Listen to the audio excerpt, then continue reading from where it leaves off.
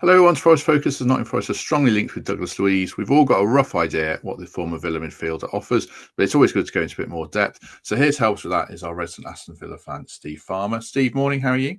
I'm good, Matt. Thank you. Yeah, how are you? You good? I'm good. You're a pro because we've just recorded something else where I've asked you good morning, how are you? And you've answered twice emphatically, so I appreciate that. We're experienced, don't we? Exactly. Right. We've got about 10 or 15 minutes before Steve's got stashed. I want to throw some Douglas Luiz questions at him. It's a weird transfer because I haven't seen a single English journo report on him yet, but the Italian media is going wild for it. Just general thoughts on his time at Villa before I ask you some specifics. What did you make of him? Successful. Yeah, it was a successful spell for him. Certainly latter end of going to the point where, obviously due to all the financial bits and bobs, we had to sell him. But to be honest, that season, something that lives in my mind was Sheffield United away at Bramall Lane, where he put this pass through with the outside of his foot, which we went on and scored from, and it was just perfect. It's the perfectly weighted pass, and he was controlling games at that point. So for us, when he did leave, it was a big blow. But we just, like as we do now, I suppose we have to accept we're in the position that we're in, and it kind of is what it is. But I suppose he was dispensable because we still have got a strong midfield, And would you have him back? Possibly. Do you need him back? I don't think we probably do at the moment. However, that doesn't, don't let that take away from the player that he is, because he's a talented player for sure, and he at times can dictate the pace of a game, I would say. You've hit on what I was going to ask you about then, one of the words you used, because Forest, obviously last season, on the counter-attack, low possession team. Nuno reported he wants to change that to give us more of the ball and control in midfield. And I guess control is the key word there, and you used it. That's something he offers then, you think? Yeah, he does. At times I would probably say could slow it down a little bit too much, and we were probably going through a bit of a spell where a little bit frustrating because it was just quite slow and laboured, and and I always said at the time that Villa are much better on the front foot, go press, and then once we've got it, can we move it quickly, and move teams around a little bit, whereas he sometimes does the opposite to that. And I don't think that's too much of a negative. I just think, as I say, to be a possession-based team, you need somebody like him. He keeps the shape well. I wouldn't say he's necessarily a box-to-box midfield player. He's not that. He'll sit, he'll break it up, but he's fantastic in possession of the ball. And what the other thing is, which is what I think for the Juventus thing that clearly hasn't worked. I think he's played not 19 games in two seasons. He's like, you would question his character, and I don't think we ever had an issue with his character. He's all right. There's a bit of razzmatazz that comes with him, through his other half if he's still with her. But obviously, because she's a famous footballer within her own right. But he was never an issue. So I'd love to know what it is that Juventus don't really see in him, if I'm honest. Never really heard too much, if I'm honest. No, that was the thing. His character then, there were reports that he basically was trying to force a move, didn't turn up for training, had to apologise, again unconfirmed, but there was nothing at all, like there were no word online or amongst your mates in the pub that he was a bit of a wrong or anything like that then. No, he's certainly not in the realms of a Duran or anything like that, for sure. No, he's, as I say, I think good character, loved the club, put in some fantastic performances for us, got into the Brazil squad. And then, as I say, football being football as it seems nowadays, unfortunately, he was the one that, that we had to move on. But yeah, he's 27 years of age as well, by the way. I mean, he's technically he's in his prime. I think he'd probably view it as 2 years wasted.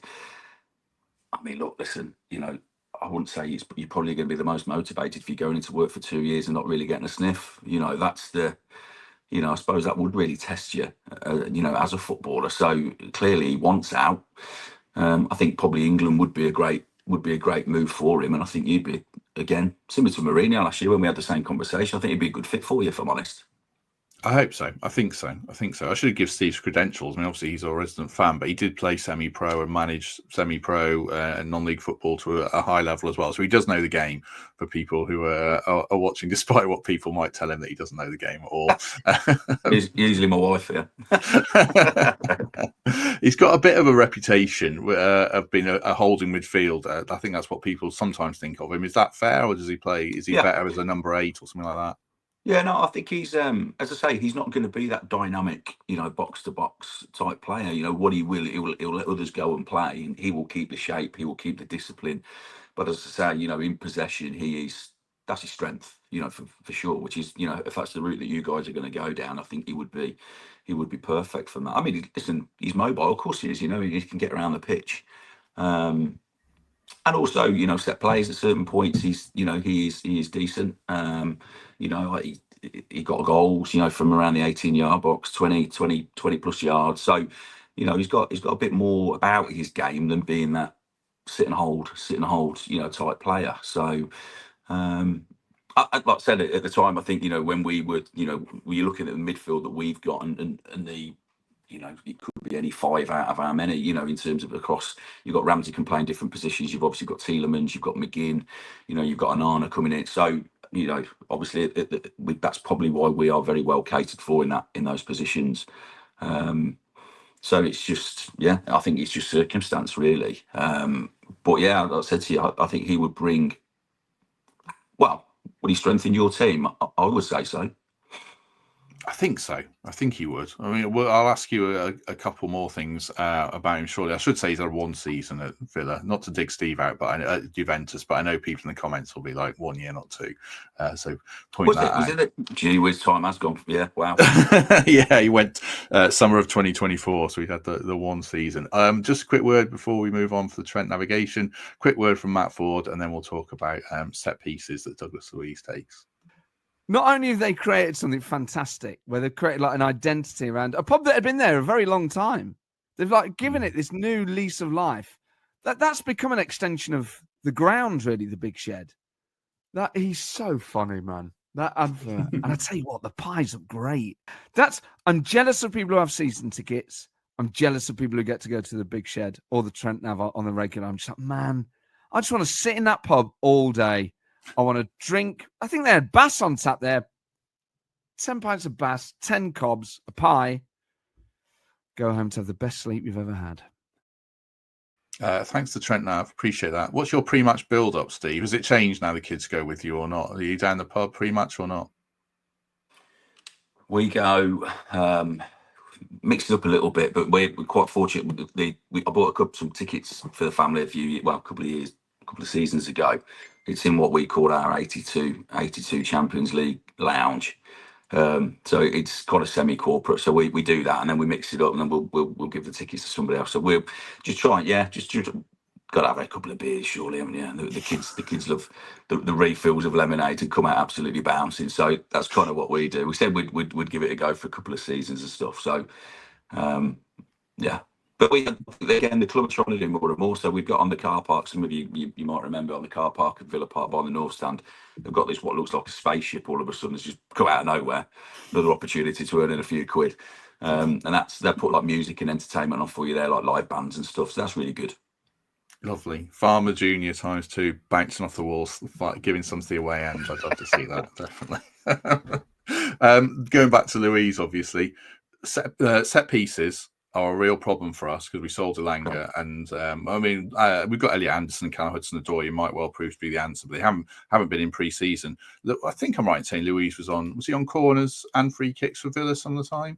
Yeah, he was. Yeah. Like I said earlier, he'd chip in with certain goals from that, but his quality was decent. So again, I wouldn't say at the time he was with us there was a lot at the other end, finishing these good quality balls off, because from corners we were a little bit hit and miss, even though we had our set piece coach who's still there, bless him, McPhee. But yeah, I think he would definitely contribute. If that is an area where you guys are struggling, he would definitely he would chip in with with a handful of goals, as I say, each season. If you got your 5 or 6, that'd be a decent return, wouldn't it? In terms of from set players as such. So yeah, he adds that he can bring that dimension as well. The other thing I was going to ask was, if he comes to Forest and he plays in a midfield, I imagine would be Luiz, Elliot Anderson, Morgan Gibbs-White. There's quite a lot of energy in there around him. Anderson covers a fair bit of ground, and I don't know if Gibbs-White's going to play as a 10, but in general, when he was at Villa, did he need runners around him to do his work? Did he show good energy himself? Could he cover a lot of ground, that kind of thing? Yeah, no, he did. As I say, he's not going to do that. He's not going up and down, up and down, up and down. But in terms of giving you that security, moving across the pitch, he does. As I say, at the time, he also had other players that would be in and around him, but he would give you that good shape, that good discipline. By the sounds of it, you've already got legs in there. I think he would give Gibbs-White, the freedom to get forward, and not have to worry too much about his defensive responsibilities as such, I suppose. That's the beauty of his part of it, of the game. He'll move more that way than what he'll do that. But I think, if you're going into a certain points of games where you do need to control possession, you do need to have him in it, it'll do you a great turn, for sure. Who else would be then? So in terms of who else would be in and around that, you mentioned your potential 3. Is there anybody else that would add to that strength and depth within those positions that would give you something maybe a little bit different to what Luiz would? Yeah, I suppose Ibrahim Sangare is the holding option, who's missed a lot of football. I don't think he would have even played against Villa. He finished last season very strongly. He's the other holding midfielder. I suppose he's excellent on the ball. He's most so talked about on this podcast. If you say anything good about him, some people say ridiculous. If you say anything bad, people say anything ridiculous. But really good on the ball. Probably a few question marks off it, just around athleticism and things like that he maybe still has to answer. But yeah, I think Luiz fits into a good piece of the jigsaw. I suppose the last question I was going to ask you was, do you view him as a Champions League level player, Europa League level player, a mid-table Premier League player? Which kind of bracket would you put him in?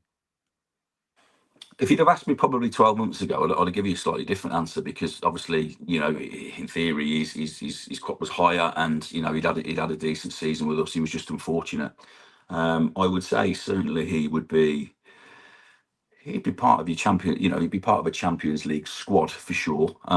And some of the games that we played last season, that we saw in European football, where it is different from the Premier League. It's not all blood and thunder and whatever else. It is like he complements that.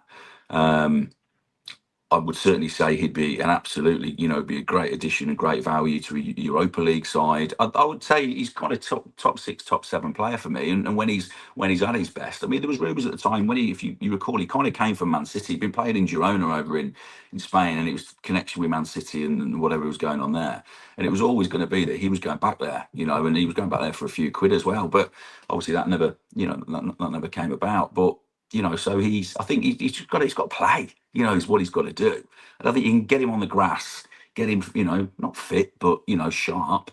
And I think you would have, I mean, like I said to you earlier on, though, mate, his prime age, mate, he's 27 years of age. He's just had a lost season, hasn't he? And he needs to get back at it, and he needs to get back playing.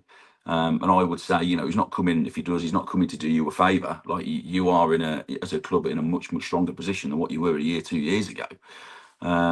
I think this is the type of player, and I'm not being, but with all due respect, I think this is the type of player that you should be signing, if I'm honest. He's not your top marquee, but he could get back to where he needs to be, I would say, in the right environment, right players, right ethos, and that type. And if that's the way that if you're going to play to his strengths this season, for me, it's a no-brainer.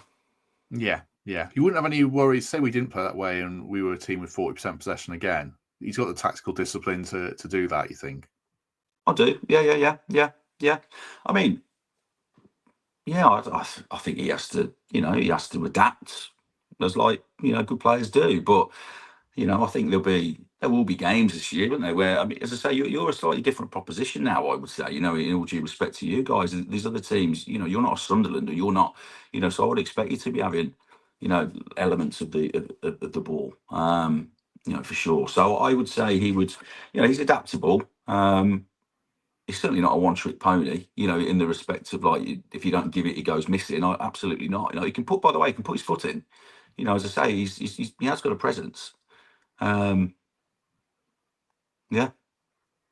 Lovely. Good stuff. Good stuff. If you've enjoyed this mini podcast, do us a favour, hit like, hit subscribe, do consider membership or Patreon and get early access to stuff like this, or a lovely 5-star review on Apple or Spotify would be great. We shall catch up with Steve a couple more times throughout the season, at least, unless we sign Ollie Watkins or someone from Villa, then we'll definitely have him on again. But Steve, I won't come on then. we're not getting Ollie Watkins, don't worry, but they've got a few players I would like. We should sign Matty Cash back, really. We need a right back, but Steve, thank you very much. Yeah, bless him. He's an interesting one. I say hopefully he'll have a good season this year. Hopefully. Yeah, hopefully so. I know Steve's got to go. We could have a good chat about Matty Cash another time. Right, thanks very much. Excuse me. Thanks very much, everyone. Enjoy your day, and if we don't see you tomorrow, we shall see you soon.